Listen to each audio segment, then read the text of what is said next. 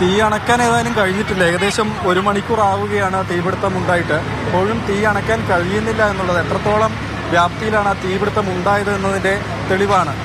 തുണിയാണ്, ടെക്സ്റ്റൈൽ ഷോപ്പാണ്. അവിടെ ഉണ്ടായിരുന്ന എല്ലാത്തിനും തന്നെ ഏറെക്കുറെ തീ പിടിച്ചു. ഒപ്പം തന്നെ ദിവിഷ എടുത്തു പറയേണ്ട കാര്യം, നമ്മൾ ഈ ടെക്സ്റ്റൈൽ ഷോപ്പിൻ്റെ ഈ ചുമരിൽ ഈ ഗ്ലാസ് അതുപോലെ തന്നെ ഈ പ്ലാസ്റ്റിക്കിൻ്റെ ട്രാൻസ്പെറൻ്റ് ആയ സാധനങ്ങളാണ് ഫിറ്റ് ചെയ്യുക. അത് തന്നെയാണ് ഇവിടെയും ഉണ്ടായിരുന്നത്. അപ്പോൾ അതിന് തീപിടിച്ച് വളരെ പെട്ടെന്ന് തന്നെ ആളിപ്പടർന്നുകൊണ്ട് പോവുകയാണ് ഉണ്ടായിരുന്നത്. ഫയർഫോഴ്സ് ഇപ്പോഴും കാണാം പുറമേ നിന്ന് അകത്തേക്ക് വെള്ളം ഒഴിച്ചുകൊണ്ടേയിരിക്കുകയാണ്. പക്ഷേ അകത്തെല്ലായിടത്തേക്കും എപ്പോഴും വെള്ളം എത്തിക്കാൻ കഴിയുന്നില്ല, തീക്ക് മുകളിലേക്ക് തീ ശമിപ്പിക്കാൻ കഴിയുന്നില്ല എന്നുള്ളതാണ്. ഒപ്പം ഈ തീ നിയന്ത്രണ വിധേയമായ ചില കോണുകളിലേക്ക് ഫയർഫോഴ്സിൻ്റെ ഉദ്യോഗസ്ഥർ അകത്തേക്ക് കയറി പോയിട്ടുമുണ്ട്. ഇതുതന്നെയായാലും ഈ നഗരത്തിൽ ഏകദേശം 1 മണിക്കൂറോളം സമയമായി തീപിടുത്തമുണ്ടായിട്ട് അത് അണക്കാൻ കഴിയുന്നില്ല. അത്രയും തീവ്രമായി തീയാണുണ്ടായത്. തീ കുറച്ചെങ്കിലും അണച്ച സ്ഥലത്തു നിന്നാണ് ഈ കടുത്ത പുക ഉയരുന്നതും. ബസ് സ്റ്റാൻഡാണ്, ഒരുപാട് അധികം ആളുകൾ. ഒപ്പം തന്നെ ഈ താഴെയിലൊക്കെ കാണുന്ന ഈ കടകളൊക്കെ തുറന്ന് പ്രവർത്തിച്ച സമയം കൂടിയായിരുന്നു. ഈ പുക ഉയരുന്നു കണ്ട് ആൾക്കാർ, ഇവിടെ ഉണ്ടായിരുന്ന തൊഴിലാളികളൊക്കെ തന്നെ ഓടിക്കൂടി. ഗ്യാസ് സിലിണ്ടറുകളൊക്കെ ഉണ്ടായിരുന്നു, അതെല്ലാം എടുത്ത് മാറ്റിയത് കൊണ്ടാണ് ഒരു പരിധിവരെ നമുക്ക് ഇങ്ങനെയെങ്കിലും നിയന്ത്രിച്ചിരിക്കാൻ കഴിഞ്ഞതെന്ന് പറയാൻ കഴിയും. ഗ്യാസ് സിലിണ്ടറൊക്കെ നമ്മളെടുത്ത് മാറ്റിയത് അങ്ങോട്ടേക്ക്. ഗ്യാസ് കുട്ടികൾ ഫുള്ളാണ് ആ ഷോപ്പിലൊക്കെ ഒക്കെ എടുത്ത് അങ്ങോട്ട് മാറ്റിയാൽ മതി. ഈ ചായക്കടയിലേക്ക് മണിക്കൂർ മുന്നേ നല്ല പുക ഉണ്ടായിരുന്നു ബോർഡിൽ. അപ്പോൾ ഞങ്ങൾ ഓട്ടോക്കെ നിർത്തി കുറച്ച് ആൾക്കാർ പാഞ്ഞ് നിന്നൊക്കെ വണ്ടി ഇവിടെ ഫുള്ള് വണ്ടി കഴിഞ്ഞു. എല്ലാ വണ്ടി ഞങ്ങൾ എല്ലാം അങ്ങോട്ട് ആക്കിയതാണ്. മറ്റേ എയർലോക്ക് ചെയ്തിട്ടാണ് പോവുക. എല്ലാ വണ്ടി ഞങ്ങൾ അങ്ങോട്ടേക്ക് മാറ്റിയിട്ട് ഒരു വണ്ടി കത്തിക്കുന്നു, ചെറുങ്ങനെ കത്തിക്കുന്നു ഒരു വണ്ടി. നിങ്ങളിത് കണ്ടുകൊണ്ടിരിക്കുകയായിരുന്നല്ലേ? നമുക്കൊന്നും ചെയ്യാൻ പറ്റില്ലല്ലോ. ഇപ്പോൾ നമ്മൾ പാഞ്ഞാലെ കുഴപ്പം ഫയർഫോഴ്സൊക്കെ വന്ന ഭാഗം നേരത്തെ ഒന്നേ വന്നുള്ളൂ. ഒന്ന് വന്നിട്ട് കഴിഞ്ഞില്ല. ഇവിടെ അവിടെ അടിക്കുക, ഇവിടെ കത്തിക്കൊടുക്കണം. ഇപ്പോൾ തുണിക്കടയിൽ നിന്ന് എവിടത്തേക്കൊക്കെ പടർന്നിട്ടുണ്ട്? ആ തളവരെയുണ്ട് തുണി ഷോപ്പ്. ഇതിന്റെ മെയിൻ എൻട്രൻസ് അവിടെയാണ്. തുണി ഷോപ്പിന്റെ മെയിൻ എൻട്രൻസ് അവിടെയാണ്. താഴെ കാണുന്നൊക്കെ സാധാരണ പീഡിയയിലാണ്. 2ാം നിലയിൽ ഇപ്പോൾ അവിടെ ഒരു ഹെയർ കട്ടിങ് ഷോപ്പ് അങ്ങനെ എന്തോന്ന് കാണുന്നു. അതിന്റെ മുകളിലെ പുക വന്നത് കത്തൽ. പിന്നെ ഇവിടെ കൂടുതൽ കത്തൽ ഈ ഭാഗത്ത് കൂടുതൽ കത്തൽ.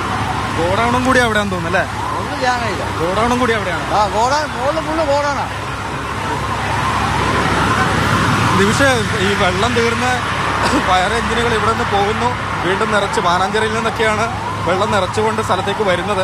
അവരും പരിശ്രമിച്ചു കൊണ്ടിരിക്കുകയാണ് തീ അണയ്ക്കുന്നതിന് വേണ്ടി. രാവിലെ ഇപ്പം എന്തൊക്കെ സ്ഥാപനങ്ങൾ ഉണ്ടായിരുന്നു ഈ തീപിടിച്ച ഭാഗത്തുള്ള കെട്ടിടത്തിൽ? മറ്റിടങ്ങളിലേക്ക് പടരാതിരിക്കാനുള്ള ഒരു ശ്രമം അത് വിജയിച്ചിട്ടുണ്ടെന്ന് തോന്നുന്നു അല്ലേ?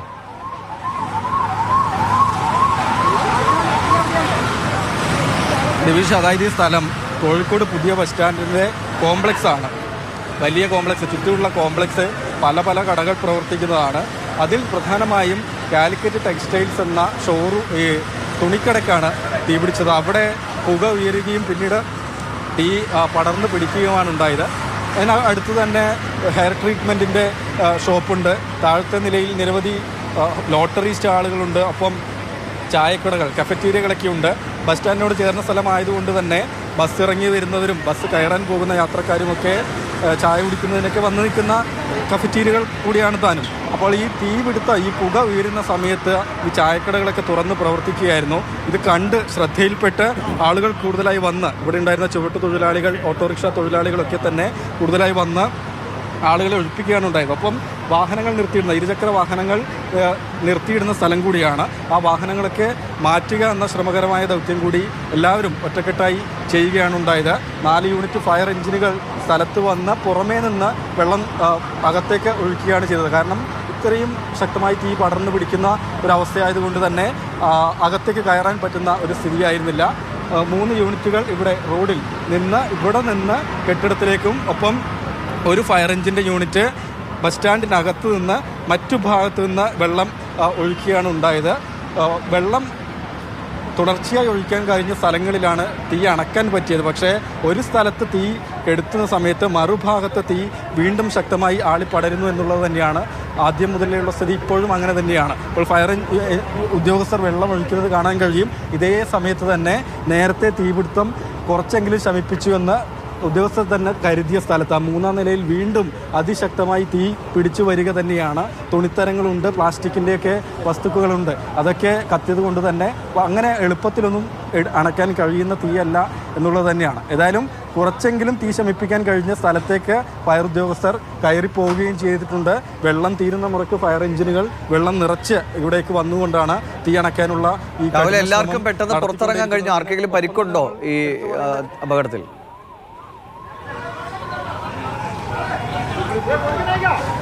ഡിവിഷൻ നിലവിൽ അങ്ങനത്തെ വിവരങ്ങളൊന്നുമില്ല. ആളുകളെയൊക്കെ തന്നെ വളരെ പെട്ടെന്ന് ഇവിടെ നിന്ന് മാറ്റാൻ കഴിഞ്ഞു എന്ന് തന്നെയാണ് ഇവിടെയുള്ള എല്ലാവരും. നമ്മൾ അതുതന്നെയാണ് ഏറ്റവും പ്രധാനപ്പെട്ട കാര്യമായി ചോദിച്ചതും.